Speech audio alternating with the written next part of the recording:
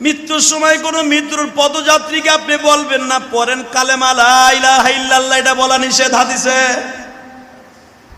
কারণ ওই সময় কি বলতে হবে জানেন? তারে কিচ্ছু বলা যাবে না, শুধু আপনি তার কানে কানে কালেমা পড়তে থাকবেন, কিন্তু কখনো বলবেন না মা ভাই পড়ো লা ইলাহা ইল্লাল্লাহ, এটা বলা নিষেধ।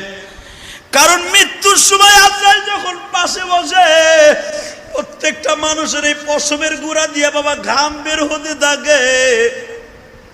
মৃত্যুর যে কি যন্ত্রণা এটা আমি আপনাদের বুঝাইতে পারবো না। বিশ্ব নবী সময় পাইছেন, নবী বইলে বুঝাইয়া গেছে। কারণ আপনারা আমারে তো আর সময় দিবে না। নবী বলছে আমার মৃত্যুর আধা ঘন্টা আগের থেকে মৃত্যুর কষ্টটা অনুভব করতে দিবা। ও ভাইজান, নবী তার উম্মতকে বলে দিয়ে যাইতেছে। এই জন্য হাদিসে আসছে বুখারীতে, আয়েশাকে আয়েশা দা সাকরাতুল মউত, ও আয়েশা মৃত্যু এত কষ্টকারী, আয়েশা এত কষ্টকর।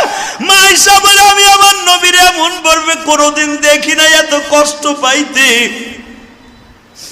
নবীর আজরাইল সময় দিছে বিদায় বাবা বলে যাইতে পারছে। তোমার আমারে তো আর বলে যাওয়ার সময় থাকবে না।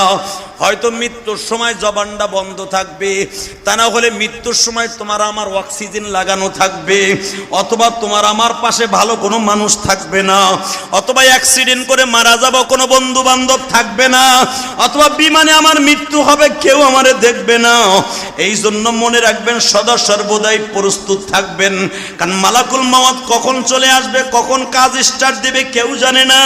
আমার নবী যখন বললেন ফাতেমা বের হয়ে যাও, ফাতেমা জোরে জোরে আয়েশার ঘরের পিছনে যাইয়া, কারণ আয়েশার ঘর আর উম্মে সালমার ঘর পাশাপাশি বাবা।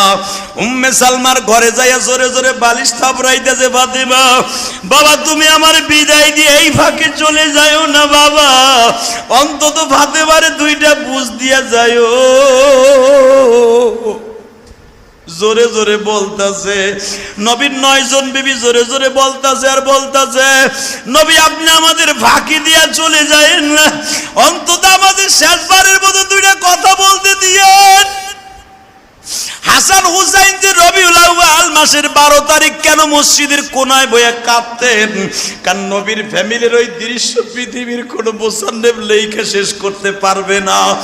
নবীর আহলে বায়াতরা রবিউল আউয়াল মাসের 12 তারিখ ঘরে বইয়া কান্দে, আর আমার আশেকে শয়তানগুলা 12 রবিউল আউয়ালে কেক কাটে।